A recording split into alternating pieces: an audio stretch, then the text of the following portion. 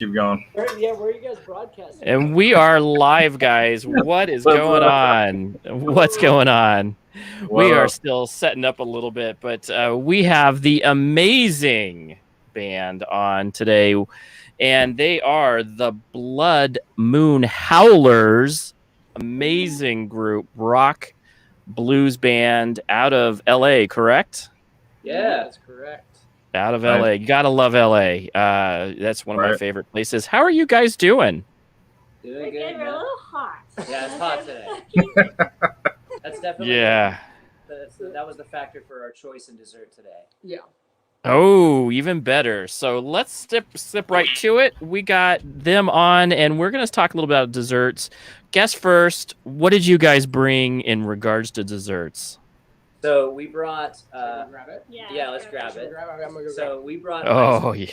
From a particular place that we like a lot called Afters. Have you guys ever been there? No. I've been there. So my sister Nichole used to live in LA, and we went to somewhere in North Hollywood once. It was like kind of like one of those yogurt jungle type places where you can get some yogurt and then you put the toppings on. Oh, I love it. So good. So good. Oh my goodness. When I was a kid, we would my mom would take me there from time to time, and I'd always get like this huge one and then never be able to finish it. That's the whole thing. Like, I'm gonna top it with gummy bears and brownies, and I'm gonna put Oreos in it, and then I'm gonna put the syrup on it, and then 5 pounds. It's like a it costs $20 bucks. You never eat all of it. Yeah, for real. We have one here called Yogurt Mountain. That's what it's essentially the same thing. Oh, right on. But it's like $20 for like a cup. So what do you guys? Let's see it. Let's see this dessert. Oh, that does look good. So I got on top. I got like a mitten chip type of deal. Nice. And there you go. They have like this one called. It's a flavor called cookie butter. And it's just like sugar cookie style stuff in there, and it's like I think it's like tart vanilla style something or whatever is the base. Nice. That's awesome. Rick and Morty thing, right? I don't know if that's like a what it always is, or if that's just like a thing they do every so often. Brandon actually showed us. Oh yeah, so at my studio is really close to an Afters, and they're usually open until midnight. So like, I'd be working on mixes all day, and then Matt and Juju would come over. I'd be like, guys, I need a break. You want to get ice cream? And that started our ice cream fixation. There you go. And you guys live in LA where it is a tad hot today. So you guys are needing that. Cool you down. We don't do too well in the heat. We have a lot of hair. I saw that. Yes. It doesn't go so well when like June through October. Actually, I mean, I eat ice cream all year. Yeah, ice cream is.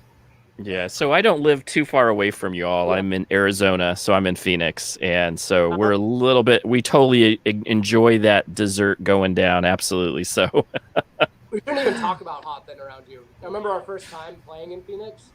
We got there, it was like some ungodly temperature, like 110, and so we just hit Airbnb. Wow. The sun went down. Then we like peeked our head around the door just to see if it was safe, and it wasn't. So we just went back inside until we could like go to the venue. So the only via shadows. We had to like hide in all of them on the way up. Yeah.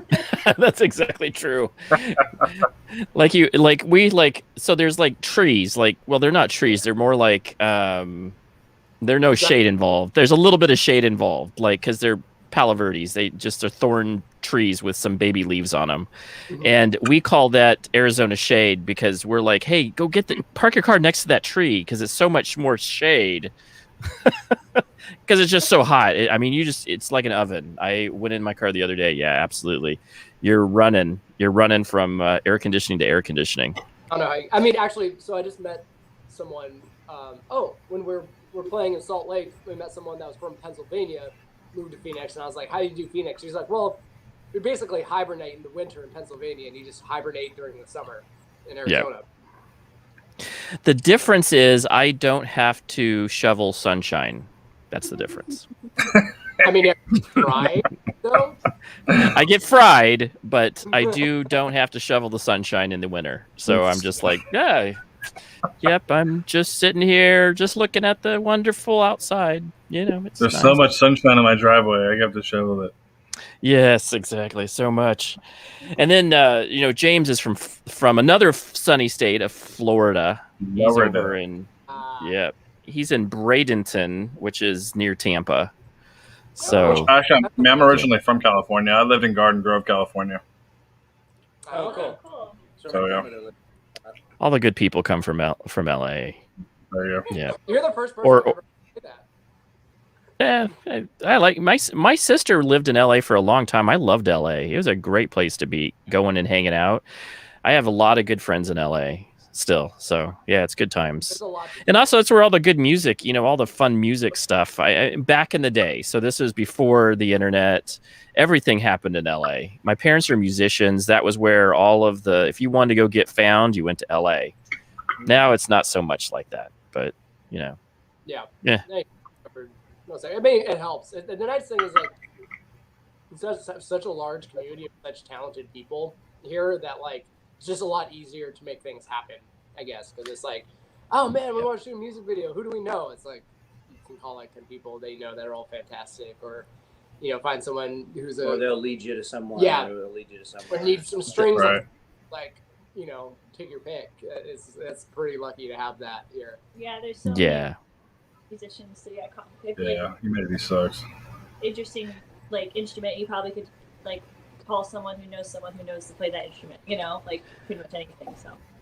And that's very true. And that's what. So of course, my sister Nichole is going to be moving back to LA soon-ish. I don't know how soon, but soon-ish. And she can't wait because she's just she loves living in LA. There's so much to do. There's so much collaboration.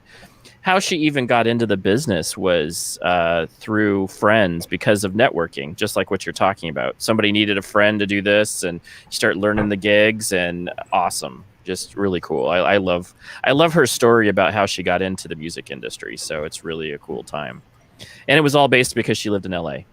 So now I'm going to show you my desserts, and this time, this is the question.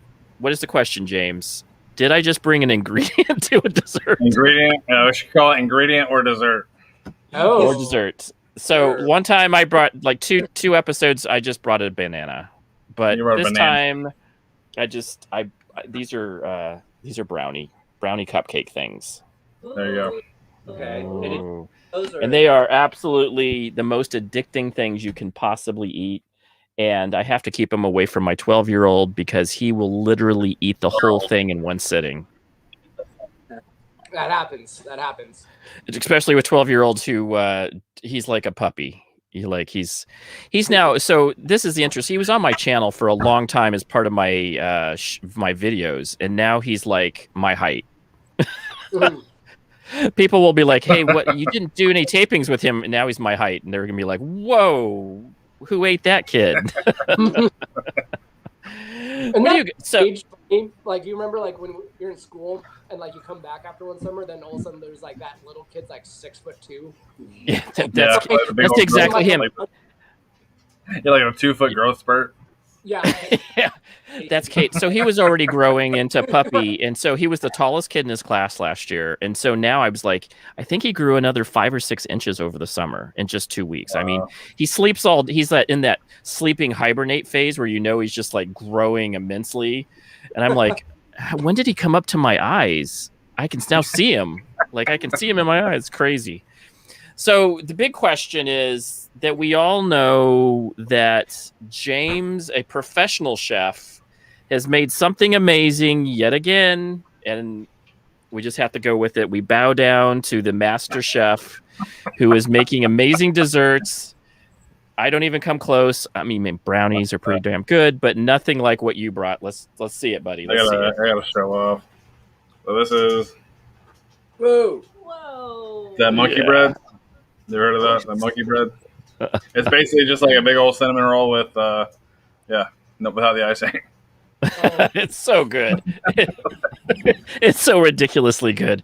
And you know that it was all made from scratch. It wasn't like, hey, I went and got some Pillsbury stuff. It was like from scratch. Oh my god, that's awesome. Like you went out, harvested the wheat. That's right. Right. Milled everything. Yeah. He was all about that. He was, that's what he does. What's going on, Ken? And Nick, what's going on? So flavored with is there glaze on it? Uh-oh. He went dead. You hear me? Yeah. No, we couldn't hear you. What'd you say? Oh, no. My mom was asking me a question. I had to mute it real quick.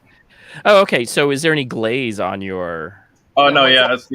It's pretty much like the natural glaze. I mean, you mix the dough in cinnamon sugar, and then you put it in like the pan, like a big old bundt cake pan. And then you're making the glaze by adding the butter, sugar, and cinnamon and brown sugar. Melt it pretty much, and then you pour it on top, and you put it in the oven. So like all that is like the sauce, and then you just flip it over on the pan, on the in the plate, and then all the sauce kind of drips down. Oh my god! That's the sauce from the pan. So no sauce in it. It's already needed. I have a terrible sweet tooth. Like it's bad. It's like a problem. So I just I think growing up would have family barbecues, and the dessert table was always bigger than the entree table. It'd be like sandwiches, and then the dessert table would be huge. Loaded. Yeah. Stuff like that. So good. I like so That is so good. So we love to talk about desserts and food. And so what we have a question for, and we always ask every guest, what is your favorite road food? So when you're going to a gig and you're like, I got to have this, my gig is not complete until I have this. What is that? Juju's favorite is Chipotle. I was gonna say that. I for some reason I just hate Chipotle, and they always want to eat Chipotle, and so we're always Chipotle. I hate it. It was funny on our last adventure. She was she just started saying hate Chipotle, and Brandon and I were like, no, what are you talking about? You never said that to us. She's like, I've been saying it every time, and it was we were somehow taken very by surprise. Yeah. I always want to go to Chipotle. It's the only healthy choice that's a chain in every city. Because I have a lot of dietary restrictions now, just for allergies, and so they have stuff I can eat. So I'm always oh, that's easy. But now to come find out Juju's just been eating it out of spite and just hated it this whole time. But no, if I had to choose my favorite road food, would probably be. I feel like tacos. Tacos are but we have a lot of really awesome taco trucks in LA, and so did not kind of just compare them to LA, but well, how about this? I would say that maybe there's a different for each city that we go. Yeah. Oh yeah. You know what I mean? And maybe it's too complicated. There's well, because there's a lot of different cool especially certain dishes. Just recently in Nashville, I don't remember that. Hattie B's. No, it wasn't that one. It was the one we went to. Cheese. Remember we like that to try was mac and cheese in every city. Oh yeah, they're big. Mac and cheese and clam chowder are my favorite. Oh yeah. Wherever we go. Yeah, but we've been having some amazing barbecue lately. Cause we've been going to Austin and Nashville and stuff, and so that's kind of a new favorite thing. Yeah, you can't go wrong with the Texas barbecue. Yeah, barbecue. It's barbecue. Well, it kind of ruined barbecue in LA. Yeah, LA we haven't found as good barbecue as we found in Texas for sure. Yeah. No, and it's because it's Texas. I mean, they take their barbecue seriously. There's no doubt you can't transport some of that. You can try to transport it, but it's not the same. Yeah, I agree. The whole thing plays into that taste where you're just yeah, you're not getting that flavor in California that I know of. I'd love to know. If anyone knows, I would love to know. Do you know what's so cool though? Was when you live in a big city, you have so many options. I love the Korean part of LA, Koreatown, and they have that amazing Korean barbecue that's down there. And there's 3 or 4, even Fusion one. There's that Fusion one that's right there. That's just so good that you're just like, yeah, this is where to stay, hang out. I love that about. Yeah. Yeah, we have so Korean. Well, we haven't had as much Korean food. I feel like you've had more Korean food. Yeah, I've done Korean barbecue a couple times. We like we're huge like we just love food. I mean, we're pretty easy. But I like sushi a lot, and I mean, I kind of like sushi. I'm a big. If I go too long without having sushi, like I get a little bit different. It's like the Snickers commercial, but with sushi. We like some sushi. So you know what? So sushi is like something that I had not really grown up, because I grew up in the desert, right? So sushi was not something that you usually got. But now that it's gotten bigger, sushi has become more of a staple for, Phoenicians. Yeah. And so now, I'm all about the sushi. But I said sushi isn't about the raw fish. It's about the sauce that's on the raw fish. I said it's not, because my son's like, you're eating just raw fish. And I'm like, wait a second here. Let me tell you about what it is. It's the sauce that makes the whole thing. And it's just like, we were talking about this last week. Escargot. If you put the right sauce on a snail, you're going to eat it. You're like at the restaurant, and they're like, listen, this fish is so fresh, caught yesterday, filleted right now. And you're like, yeah. What's the sauce? What's sauce? Yeah, that's right. Is it hot? Is it that? Is it? Yeah. I love it. I think without this garlic ponzu, man. That's right. Yeah, absolutely. What's going on, Joshua Ricks? What's going on, buddy? Well, you guys, when you're traveling, what is your favorite travel snack that you like keep on you? Your backpack, car. Ooh. That's a good one. We're big snack, because it's like long drive. We're big snack people. Oh, let's hear that. Let's hear that. So we got to hear the snacks. The snacks that you're going in for. Yes. What do you guys? We should clarify, though. Brandon is the snack master. Hence why he brought it up. He's like, yes. This is something. And I kind of just like get something and then gobble it all up, and like it's really hard to piece it. Like, we'll accidentally starve to death. The snack man. I was an Eagle Scout as a kid, so I was just like always prepared. But it's like you have a little ice chest full of my favorite has been banana chips and almond butter. Oh, take that with everywhere. That combo, like you're hungry, you're on the road, that will tie you over, and it's delicious. Very nice. Drinking. Brandon comes out with the almond butter and banana chips. Saves the night. Every time. I can see that. Well, when I was growing up, it was banana and peanut butter. You could put those together. Yeah. And I get it. Yeah.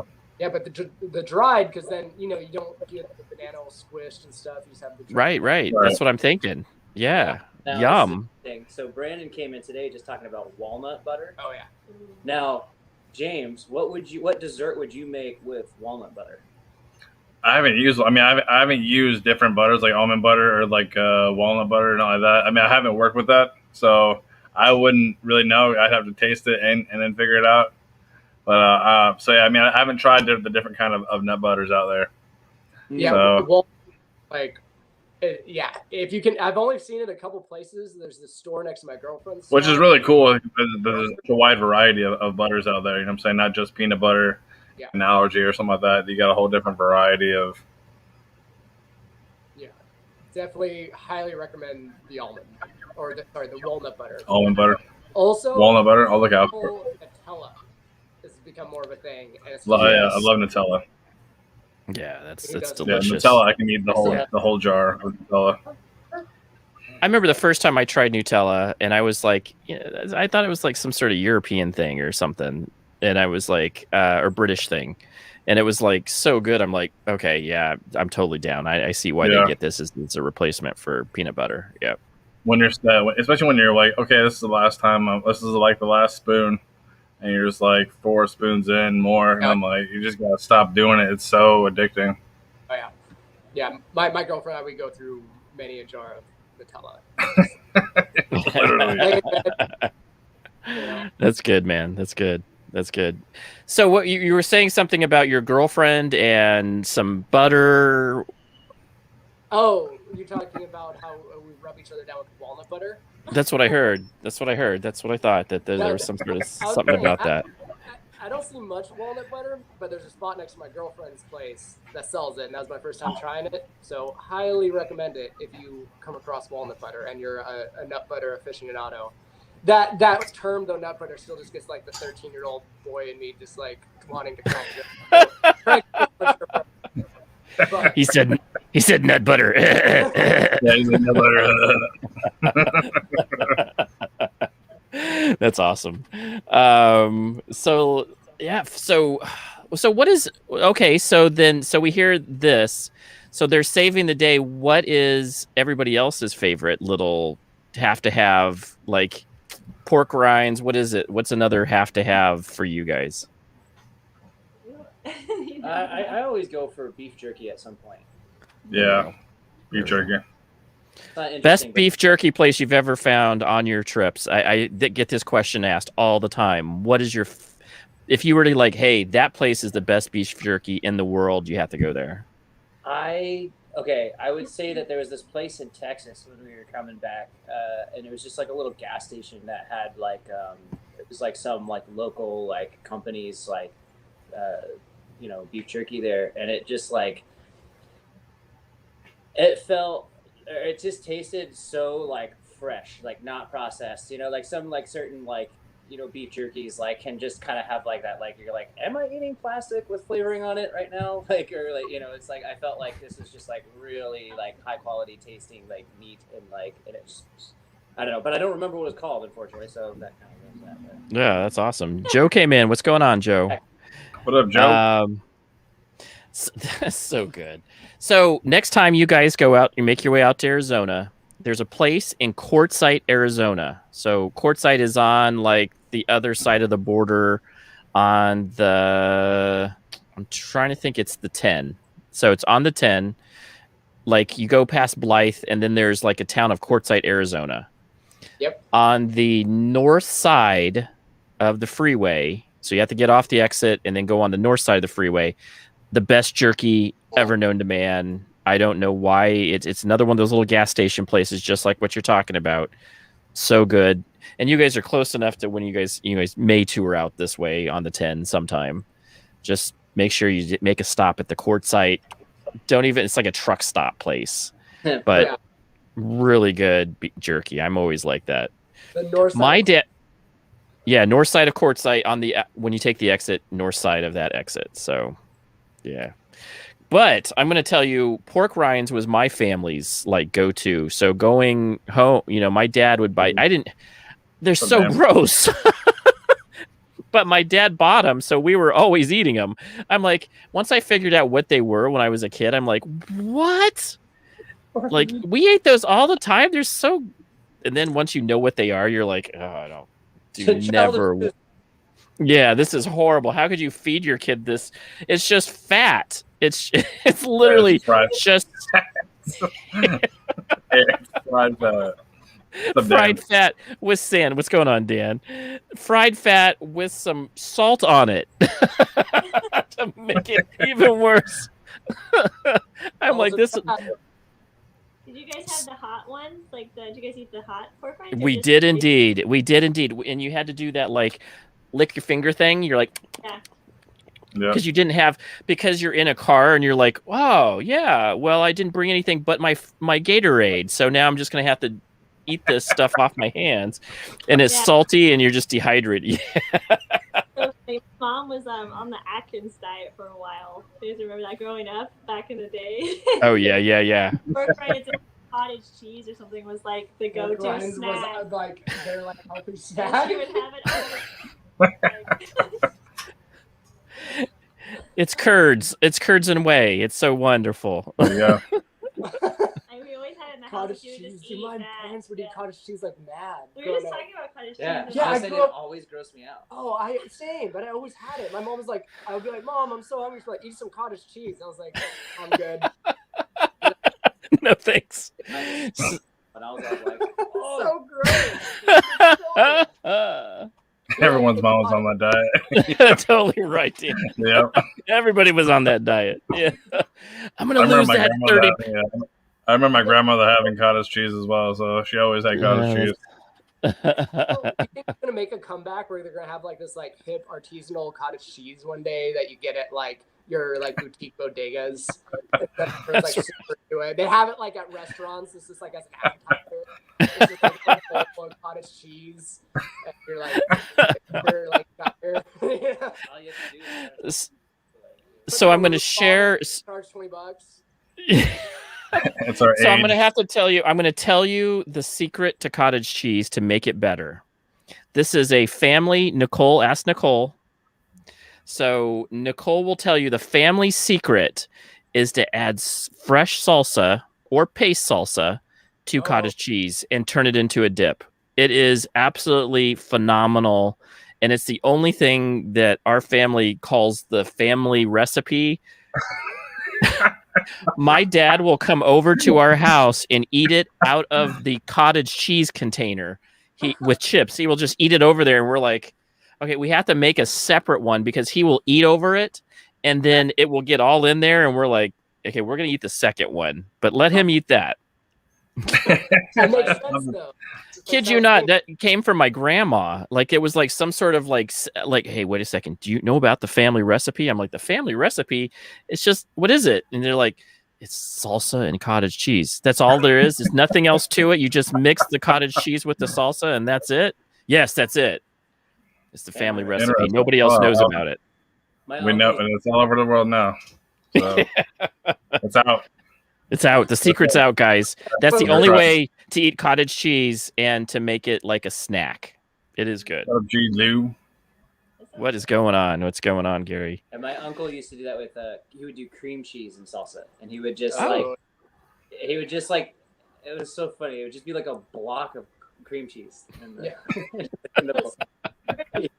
Don't you guys love that though? Like how American that is of like that era in the 50s. I think I have my great grandma's like cookbook, and it's literally stuff like that, like the family American recipe, where it's like this particular type of canned salsa and this particular type of canned beans together. That's all. My mom's cottage cheese is is like a substitute for for lasagna. So you can make an American lasagna. Have you done that before? Where you use No. You can use, instead of the different types of cheeses, you can use cottage cheese. That is one of the main reasons why we always had cottage cheese, because we ate lasagna like once a month or something. She would substitute cottage cheese for the like different types of cheeses that you put in lasagna. Yeah, that makes sense though, because it has the same texture. Yep, exactly. That's American lasagna. Yep. And then we just called it American lasagna. And I've actually seen it at different restaurants where I'm like, yeah, they just put in cottage cheese just like my mom did. So I have this, like, every now and then I'll get a craving for crispy tacos with like salsa, because that was like taco night growing up. Yep. Right? That's like very American tacos. It's like crispy shell, like that, like ground beef from the local like grocery store with paste salsa, cooked in paste salsa, and then You were a Pace family? Oh yeah, we were Pace. Big we were Herdez. Oh, Herdez family. Yeah, there you go. Our family was that. I mean, you remember like the paste picante sauce, like commercials? Yeah. The old school commercials. That stuff's made in New York City. New York City. So yeah, we're probably a little bit older than you guys. Like we were probably, like I would say that we were probably the generation with the Atkins diets. The creators. We were the creators of the Atkins diet. I think my folks were big into the like low fat. The thing, like milk. This is like the worst. It just leaves parts of the milk for you. That's probably why I can't like drink milk anymore, because I used to drink a bunch of lactose growing up instead of like good fatty. Well, this is the thing, is milk was pushed on people for forever, and it's actually really bad for you. So milk really isn't a good product for you. You can't digest the fats in it, because they're huge cells. They're made for baby cows. Yeah. We in the 40s or 50s after the war decided that we were going to push milk into everything. And so that's where all the recipes, and they had these milk producers. They were like, instead of having them produce less milk, let's just push them on more milk so that they'll eat it. Yeah. I mean, did you guys grow Perfect. up like drinking a whole glass of milk with dinner? Yes, on certain, especially like with Italian food. Absolutely. So certain dinners. Like thinking back, that's such a weird thing now. Like to think of me like making some pasta and then pouring myself a cold glass of milk. Yeah. But like that was the thing. My grandma still does that. She still has a cold Yep. glass of Yeah, milk. what's up, Nick? What's going on? What's going on? Things I buy. I know that guy. What's up, Nick? Yep, Mick. We have a Canadian in the house. Yo, Mick. Neil. Yeah. So, so let's talk some music here. So the main reason why we come on these things, I love talking food. So you can tell that we're both foodies. But let's talk your music. Wow. Just wow. Impressive music. And I just absolutely loved it. The first time I heard it, I was like, I'm such a big blues fan. I play blues rock anyway on my guitar. I'm like 80s metal, and then I started realizing that blues was like so like that emotional release, which is where I can get down with exactly what you guys are doing. That mixture of blues rock, and then you also have, I would almost say, some jazzish type of stuff going on for it. And I just absolutely love what you guys have done. I love the sultry music that you guys have produced. That amazing voices on your, just phenomenally sounding. And then you add that, the guitar and the other thing and the drums into it. Just beautiful music. And it's, I mean, every song is so different. And I had one of my friends tell me this. They said their Sugar Babe, they were like, that's making baby music, is what they told me. Awesome. You actually talk about it a lot. Yeah. That's pretty What was funny. it on That's the our Moonlighters video again? goal. It was like we banged it Oh, or yeah. something. Yeah. We love on the video like we banged this. We were like, Yeah. that's the goal. It was good to know we're promoting before getting it on. Yeah, that's our whole goal with our band, was just to get people to, have sex. Anyway, We're going to do a little bit of songs here, and now we're going to play. I absolutely love it, though. And every song really does sound uniquely different. I absolutely love it. It still has some bluesy tones in, but I thought that it had so much. I mean, I just could pick up different genres within your music. It's not just blues rock. I do definitely pick up that psychedelic rock piece, which I really love that. That's that 70s kind of feel to it. So, but you also have that almost like a southern rock mixed with some jazz. I mean, it's just amazingly good stuff. And you guys were recorded really well too. The songs are, it's very crisp, I just absolutely love the music. So let's go into that a little bit. What is it that how do you guys, and you guys are probably asked this a million times, what goes into making your music? What is your inspirations for making? Well, I think I was just going to say, because of all the different genres and the influences that we kind of put into our music, we all come from like pretty different backgrounds of music. So I thought you wanted to talk about that, because you had that like kind of idea with when we were... Oh, well, I guess the kind of idea that like started Blood Moon Howlers was this thing that like when I was working at this music shop, basically I would see all of the ads that people would put up for bands, and they would always have kind of the same layout where they would talk about like, hey, if you like these 5 bands, let's start a band together. And I kind of was just sort of like, well, every time I hear one of those bands that happens out of that, it always just sounds like a worse version of those 5 bands. Now, granted, that band could go on and grow and turn into its own thing and everything, and that's great and whatever. But I just kind of thought, like, what if like that wasn't the goal? What if the goal was to like meet people that you like want to play music with, regardless of the background, and like just like, because it just seemed to me that bands that sort of innovated like music, like someone like Queen or something like that, or like the Doors or something, where like their sound was very, very much different than like other bands that were doing stuff. You know, it was like they all had different like Right. influences, came from different places, like listened to different music and stuff, so that the array of ideas that are being presented when you're working on a song together or something, it's just like, you know, like we are getting stuff that is like, this is a jazz chord, or like this is like a move that they would do in a jazz song, or like, you know, like actually that has like a really big metal background. yeah. Oh. Yeah, but I mean, I kind of like, you know, I always loved the blues stuff too, growing up and everything. And then like, you know, Brandon brought in his whole list of like influence. Juju brought in like, Juju was like a huge like fan of like pop music and Motown, and you know, and we kind of, I mean, the kind of thing where we all sort of like meet up is on like the like, I mean, there's a lot of ways that we all meet up. We all like a lot of stuff, but like maybe the main one would be like some of that like 70s like rock stuff, you know, like Led Zeppelin, or like, because Brandon brought in a lot of like the like funk and the, yeah, I grew up listening to like Parliament was like the religion, you know. There you go. Yep. Like, that because like, but and I love it because I was such a big Chili Peppers fan as a younger kid, and then like because of them found out about Funkadelic, and then that just like changed my world, you know. Yeah. So the intro to your Moonlighters. mm-hmm. I was like, that's so red hot Chili Peppers. I was like, somebody's like totally listened to some Chili Peppers, because I thought it was just, oh, that's so awesome. Loved it. Absolutely.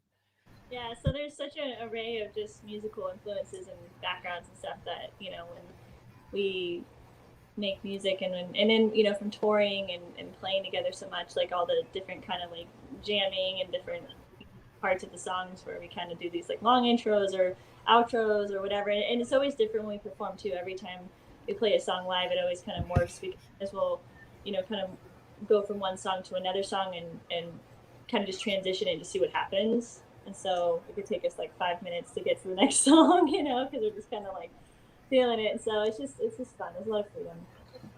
Kind of like Grateful Dead-ish, huh? Up there playing and then just jamming together. You're just jamming together. That's what that's about. Creating new sounds. Absolutely. And that's so fun to do in front of a live crowd. I think the live crowd also digs it because they can feel it. You know, they can feel that music vibing together. Absolutely love it.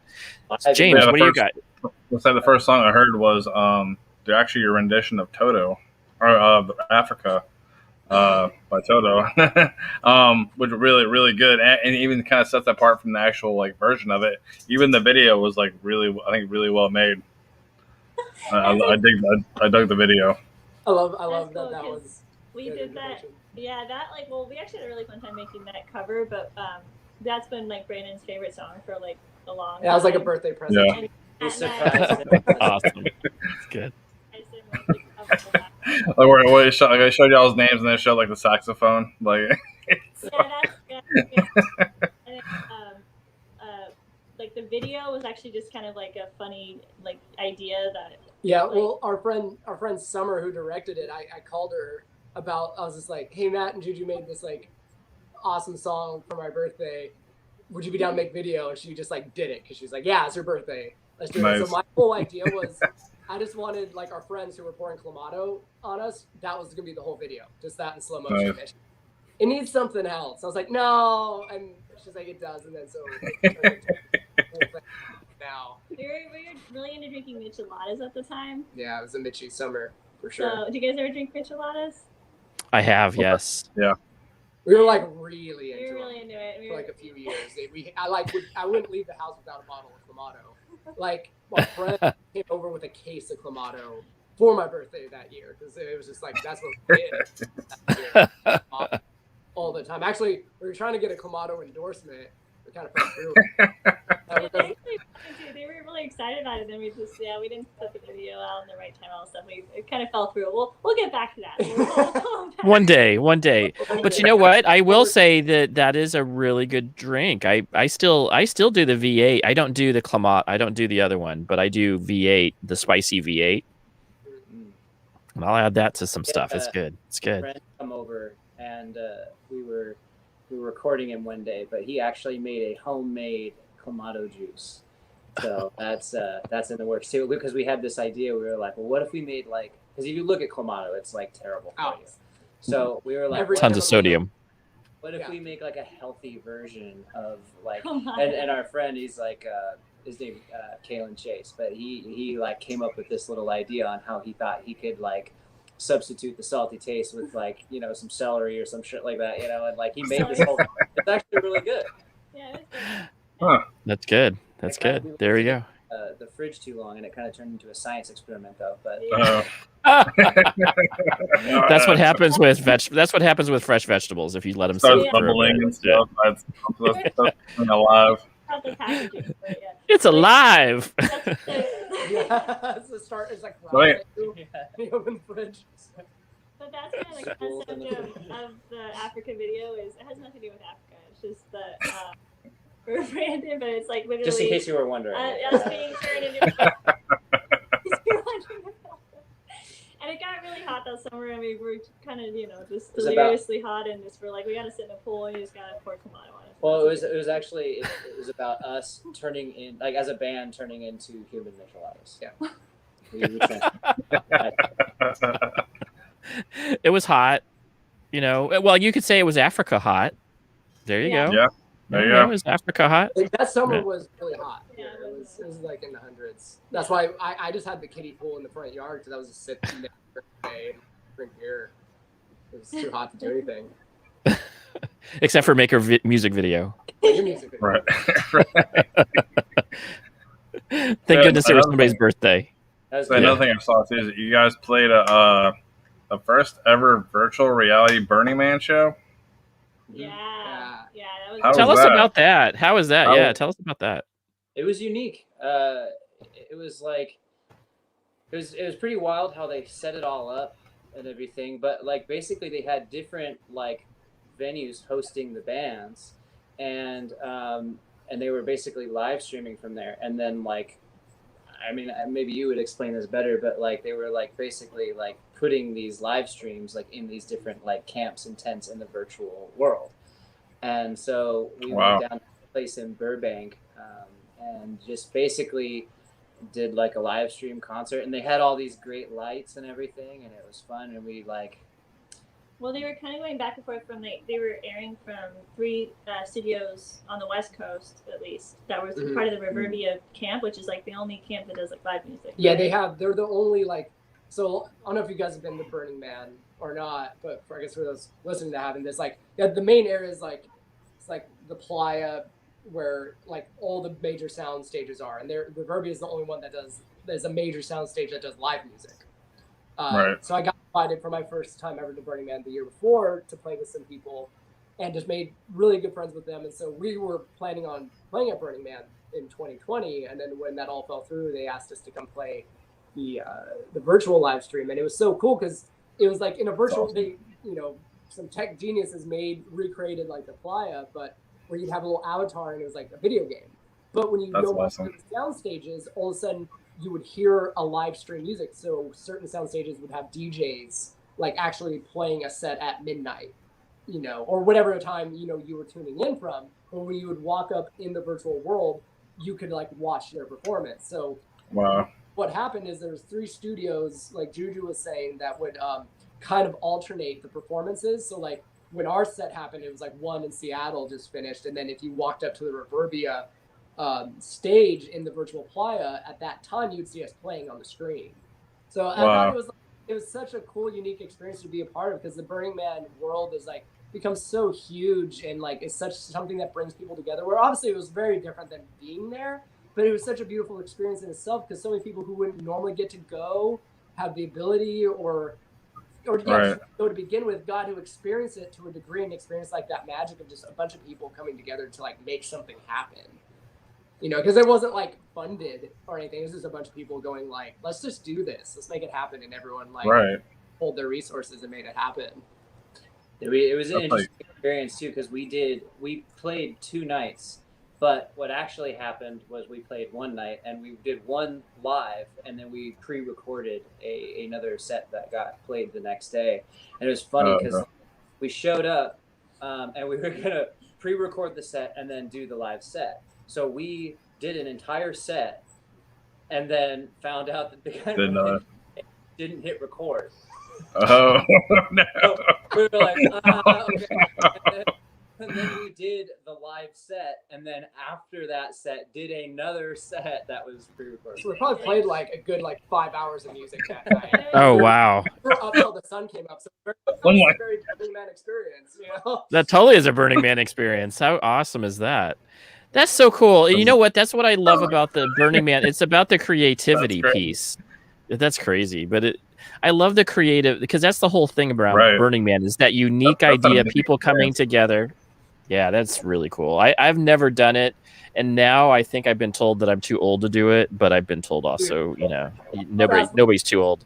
That's bullshit. Yeah, there's no age. No, When it feels time to go, it's time to go. And it's just there's something you can be magical. like 100. If you can get there, if you're 100 years old, then Yeah, I mean, I see people. You're never too old. Never Never too old to walk around the desert naked. Yeah, I that goes for life. got that down. I got that down. I live in the desert. I don't know about naked, but Thursday we're halfway there. people might throw me some clothes at that point. Put some clothes on. Nobody wants to see that.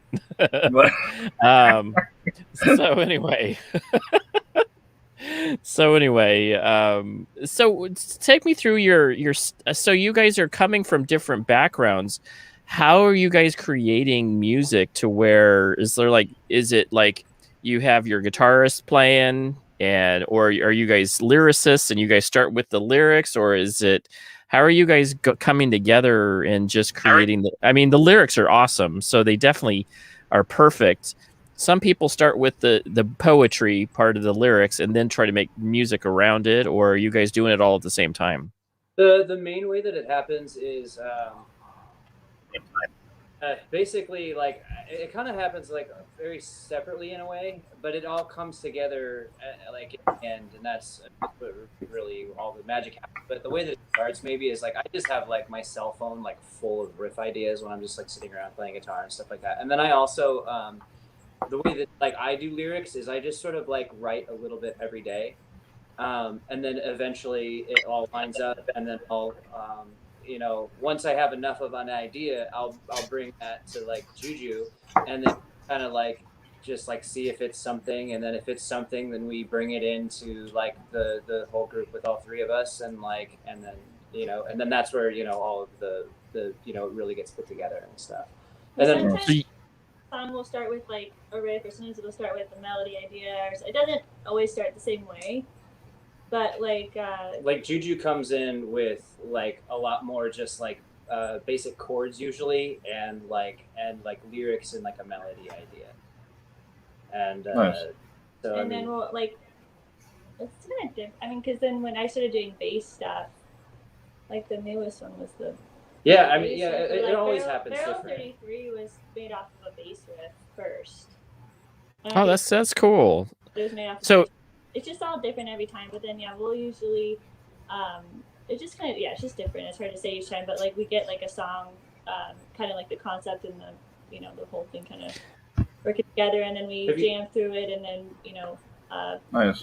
Brandon will like all three of us getting together. Brandon will like have different ideas. Have you ever seen the Sympathy for the Devil like making of thing with the Rolling Stones? No, but I love that song, but no. Check this out. So I'll just do a quick version of this. What we try and do is what we see in that video, because what happens is Mick Jagger comes in with all the words and basic melody written and chords, and he's strumming through. And it kind of sounds like Bob Dylan. But then what happens is they like end up working out the arrangement as a band. So what we try and do just to be like efficient really is come in with like an idea already, and then we start like hashing it out, and then we work out like how the arrangement goes like together as a band, so that it has that like feel. And it really works. I'm gonna say that's probably the reason why some of your sound is so different on different songs. Like it's just like you can listen to one, you're like, okay, that's an awesome song, and then it just completely changes on the next song.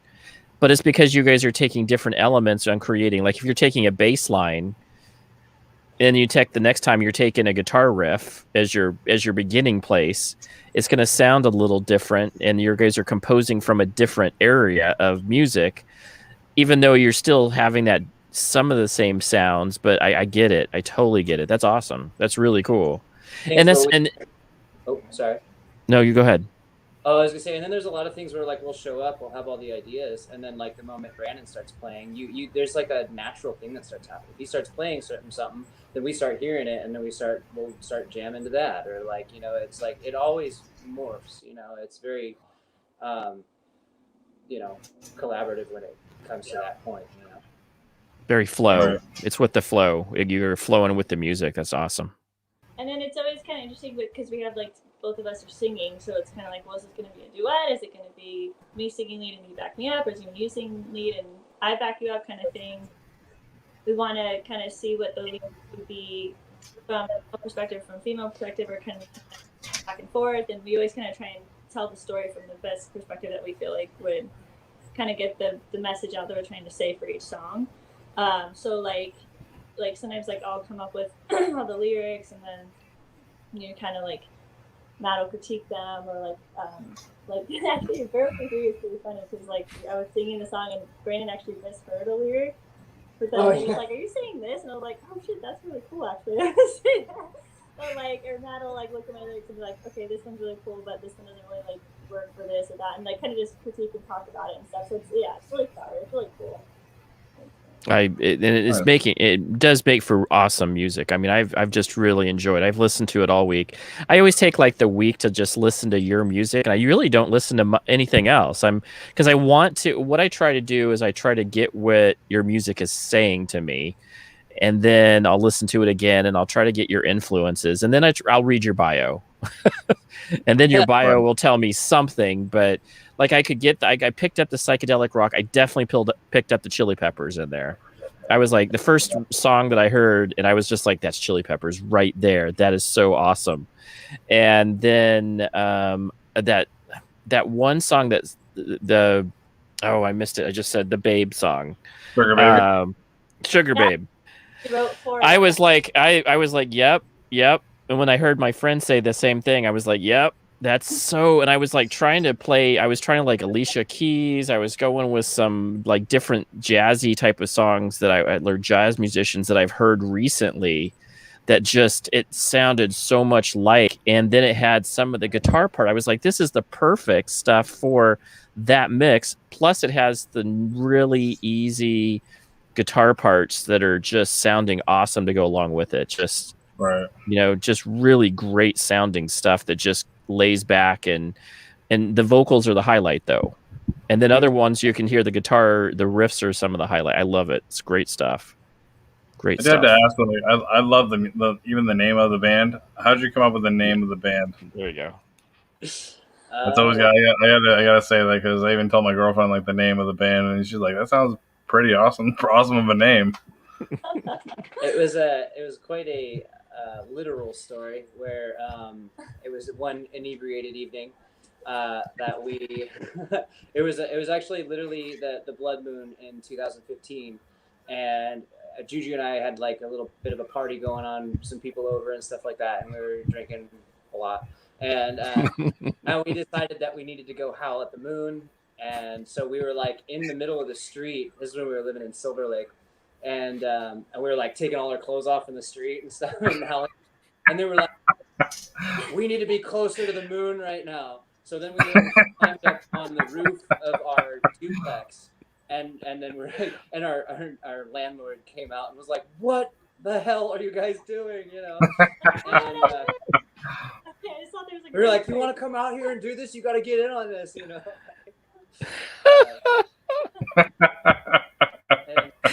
That's the best story ever, guys. That's the best story ever.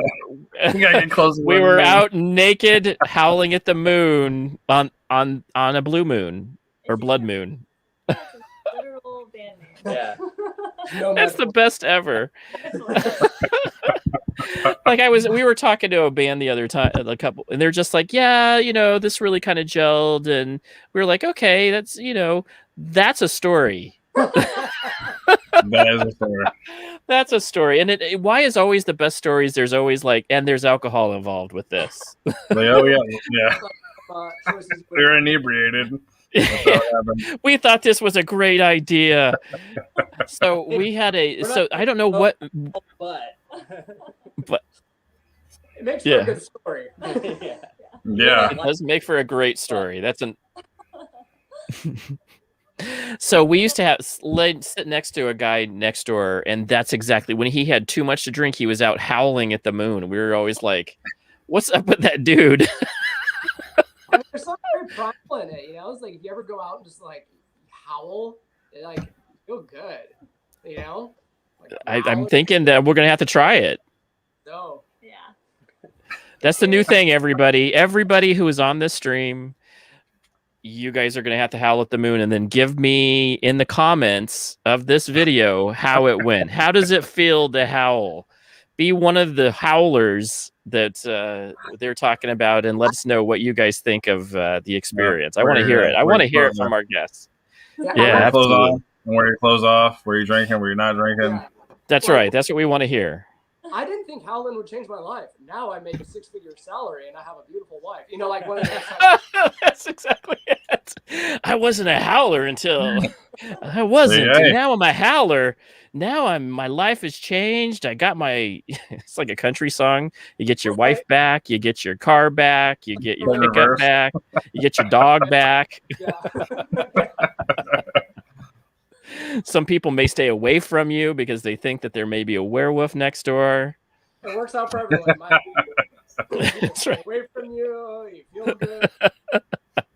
I love it. I absolutely love it. So LA. So you guys are from Silver Lake. Now, where is Silver Lake? Well, so we're actually from, I'm actually from San Jose, up north. Mhm. North. And then Matt was born in the Valley. Yeah, I was born in the So Valley. he's real heart of LA. And then you were born in It's like Ukiah. born in the mountains and Inland Empire, if you're familiar with like San Bernardino, but it's like 2 Oh, yeah. hours of LA. Yeah. Yep. Actually, I just talked to a guy from San Bernardino. Yeah, like 2 days ago. Yeah. Yeah. So you guys are real Cali though, but you guys are not like transplants and you guys have been raised in Cali. So what is your favorite thing about California? I always ask this question from people from Cali. What is your favorite thing about living in Cali and things that you like thought most people think that everybody in California does, but they don't do? I would say that like my favorite thing about it is that you're close to the mountains, you're close to the beach, you're close to the lakes, you're close to, they're close to a lot of different things as far as that kind of stuff goes. So you can do a lot, see a lot. Yeah, my sister actually just did the California, I think it was, what should we call it? A California adventure thing where you do Right. snowboard and surf in the same day. Oh, that's awesome. So you can actually you can actually do that. That's pretty cool. I'd say mine's probably the Sierras and Big Sur. Yeah, so like the nature here for me is like, and all the different parts of California, how much it changes from San Diego and the border in Tijuana up to like Northern California. And, that it's in one state, there's so much beauty, going out, like Matt was saying, going to the desert, going to the beach, going to the mountains, and it's all relatively close. Like, yeah, that's like hands down my absolute favorite part here, why I love California so much. Yeah, I agree with you there. I absolutely love it for that reason too. And what is the things that you think that everybody thinks in California you do, but you don't do? You go to the beach every day? Yeah. That's what now here's what, for people who don't live in California, tell them why you don't go to the beach every day. Just tell them. The sand fucking sucks. The sand, and then LA. So if you live in LA, what is it that when you tell people in LA, do you go by, how do you tell how you travel through LA? You seen that skit, like the Californians on Saturday Night Live? Basically that. You have your directions. You take the 405 to Sepulveda, Yeah. I mean, the thing is, like, unless you're fortunate enough to live, like, in Venice because you've got a great deal or just have a lot of money, like, it just takes way too long to get to the beach from... That's what I was just getting at. That long is just a pain in the ass. Yeah. It's like, it's a mission. It's a day trip. It's not like, I'm just going to go to the beach real quick. Yep, that's exactly, and that's why. So people describe LA or San Diego, not as bad as as LA, but it's not the miles, it's how long it takes you to get there. And people don't realize that. It's like, oh yeah, it's just like 5 miles. No, it's 2 hours. You can't get there. No, you're not going there. You have to take this freeway, this freeway, this freeway, because none of the streets go through. There's a mountain in the way. And so you're like, what? I can't just, because Phoenix is a grid. Everything is flat. It all goes through. You can start at one street and go all the way to the other side of the valley on one street. It stays the same. There's no difference. And in LA, there's no way. You cannot get through on the surface streets. You just have to. Everything's a highway, and everybody's on the highway. Yeah, so it's all. It was only maybe a couple weeks ago that we were just literally stopped on the freeway. And people were just like getting out of their cars and like, hey, does anyone see what the hell's going on up there? You know, we're just like kind of like just stopped on the freeway for just, I think we were there for 30 minutes or something. Like, and like people were just like taking pictures, doing little photo shoots on the road. And, like, it was just like, there's like, you can't account for that shit in LA. Yeah. Well, did everybody start playing the Everybody Hurts album, right? Or the song right then and there? They're like, all REM just pulls up. Yeah. Everybody hurt. There wasn't traffic for like a few weeks or something, and it was like, whoa, this is gonna be a whole new thing. Like maybe there will never be traffic again, and then all of a sudden it was just like, no, there's people here. Yeah, when things started opening back up and traffic started, I was like, no, we need to be stuck in quarantine longer. I could get to my favorite restaurant in 15 minutes. Now it's an hour again. Yeah. Yeah. And you know what the worst thing about it is? Everybody got out of hibernation and then forgot how to drive. So now they're just getting into like accidents right and left because they don't know how to. They're like, I don't know how to drive anymore in this city because California drivers are unique. They'll be on the left-hand lane highway, that left-hand lane, and they'll just pull right over into they don't care. It's just right, but it's all methodical. But if you don't have that timing right, you're in an accident. Well, it's not their favorite way the other way. So no matter how much it beats everyone else, they got to just fly. Yes. That's what I was like, hey, aren't we supposed to go? She lived right off the North 101, and I was like, how do you? And it's like the small little like exit to get off and on this thing. I'm like, how do you even like get it? And then if you miss the exit, you're going 4 more miles down the street, and it's not going to be the same. Is here in Highland Park where we all live. It's the first freeway in Southern California. So you go from a dead stop at a stop sign to 60 miles an hour on the freeway. Oh, wow. Lanes. So you're stopped and you have to wait till you don't see any cars and then just like floor it to get off. And then there's the people who don't realize that's not an on-ramp. It's actually a stop sign, and they'll just kind of roll onto the freeway into a oncoming lane, into a lane that's already going. No, oh, wow. James is gone. Oh. It's like, I think this is like the tradition now. It's like, okay, it is 6:09. It is time for James to have issues with his camera. Exactly. Some dogs have now tripped over the line. No, there's no dog. Actually, like all the dogs that make noise are gone. Like they're not here right now. So dogs are gone. Battery was replaced. Yeah, battery was replaced. And still now issues. He's still issues. It's the ghost in the computer. It's the ghost in the stream. Oh, well.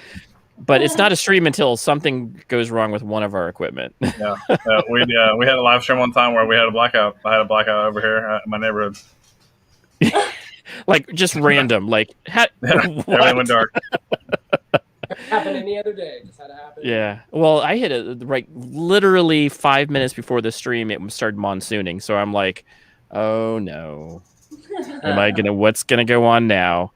Last year during this time we had a monsoon and it actually hit a area near us, like a lightning hit somewhere, and then it blew out my internet. It like blew the router as well as like one of my kids' ports. So it was like I had to go buy a bunch of new equipment to get my computer, and it was like we all had to work from home. So I was like on my phone trying to do does my internet on my phone work right? Yeah, just horrible. Well, we're gonna wrap it up. We always try to keep it to an hour because your guys' time is valuable. We want you guys to be able to get out there. Tell us about what is going on now that everything's open up. Now we can ask these questions. Where are you guys playing? What are you guys doing next? Well, we're getting pretty excited because we were talking about Texas and stuff. We are actually working with a producer that we met. We played in some. We went to some different studios and did some like live sessions and stuff in the studios during COVID. So we got to go to like Nashville and San Francisco and Austin, and we met Jacob Skiba, who's a producer on Austin, and we.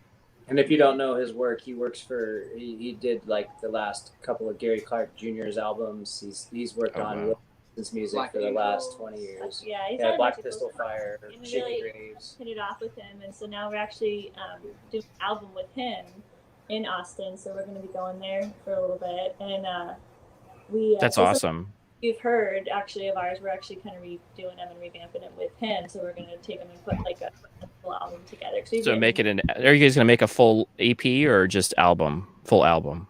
We're shooting for an album. Full album. Nice. During COVID, we've written some songs when we were going to studios and stuff, and we have a whole. All of a sudden, we're like, oh, we have a whole album. So that's beautiful. Excited about that, and that's kind of been our main focus lately. But we just played a show in Salt Lake City, in Utah. That was our first time traveling out there, and with the brewery, this brewery called Saltfire Brewing that is out in Salt Lake City, and we met one of the owners of that brewery actually on tour when we were in Arizona. I think it was like the first time we were in Arizona. Yeah, the Yucca Tap Room up there. And we hit it off with him, and he hung out and watched our set, and we stayed in touch all through COVID because we were supposed to go out there and play, and we had this whole thing. But then with COVID, everything got rescheduled and shut down, obviously. But then they finally had their music festival and anniversary party thing out there like a couple weeks ago. So we made the trek and went out there, and actually made a beer after our band. So that's so cool. The Blood Moon Howlers, Howler Hazy. That's awesome. That's awesome. So that's everybody who's in Salt Lake City, and I have a ton of you guys out there that I know that listen to me. Go check them out. That is really cool. That is ultra cool. They make really, really good beer. Yeah, they're really, really good people. Yeah, it was really fun. We definitely want to go back there, and we're just excited to start touring and traveling again. And we realized our band doesn't have air conditioning, so we have to get that. I feel like it worked. So we left, and also I felt like before quarantine, like if you left LA by 10 a.m., you were good heading east. Now it's just like traffic all the time. So we left at 10 to head there, and I feel like it worked. But somewhere along the way to Vegas, the air conditioning went out. So it's a very hot trip. There's always the van story, like the van. Like there's always people don't talk about that much, but it's like a van that is from the 70s or 80s, and it's been owned by 5 owners, and we picked it up to put all of our equipment in. So it's hauling all the equipment for your gig, plus 3 humans, plus it's made in 1980s, and you're going in the middle of the summer. What could go wrong? What could possibly go wrong? Yes, I love it. My South for Winter, which is another band, they were telling us about their broke down van stories. They're just like, we're in the middle of nowhere. We have no money. We're trying to get some money at the gig we're going to go to. But if we can't get to the gig, there's no money, and we're in the middle of nowhere on the East Coast. So yeah, you got to love stories like that. Yeah, but I'm glad that you guys got there and were able to play. So now you have to go fix the van to be able to go to Texas. Yeah, definitely had to fix the van. We bought the van right before COVID. We were starting to tour like a ton, and we were like, we really need to get a van. And so we were renting. We were trying. It was just like, no, we gotta get a van. We're gonna be touring so much. It's gonna be awesome. So we got the van, and then literally like that month, COVID just everything got shut. All of our tours got canceled. Everything got canceled. So it was just sitting out in our street, in this area where they have street cleaning. Also, so we kept having to move it around from park to park stop for the whole this extent of COVID, and it got broken into. Oh no! And they were like, this poor van, it had so much promise. I was all excited to get on the road. No doubt. And that, you know, what a bummer, because now you guys are going to have to go reschedule. But you know what? You all are so good that I have absolutely no doubt in my mind that you guys will be able to pick up, and we'll be hearing your name more often because you guys are very talented individuals. Anything last thoughts, James, for them? No, it's been like I said. I always enjoy these live streams because it gets me to learn about different bands that are out there that I haven't heard about yet, and learning. I mean, any band that we've had, I mean, have been just it's great music and it's a great experience, and it kind of breaks away from the actual normal stuff that anybody might listen to, whatever. But yeah, it just brings a different, more. It broadens my view of different bands that are out there. You know what I'm saying? Instead of the actual bands that are just played on the radio or whatever. You know what I'm saying? But so I actually have anybody here with us, being interviewed and stuff like that, learning more about you has been awesome. So yeah, I thank you guys for joining with us. Yeah, thank you guys for having us, man, and it was great to meet you guys. Thanks for also doing the dessert thing. Gave us an excuse to go get ice cream in the middle of the day. That's right. That's right. That's what it's all about, is eat the desserts and then just chat and have a good time.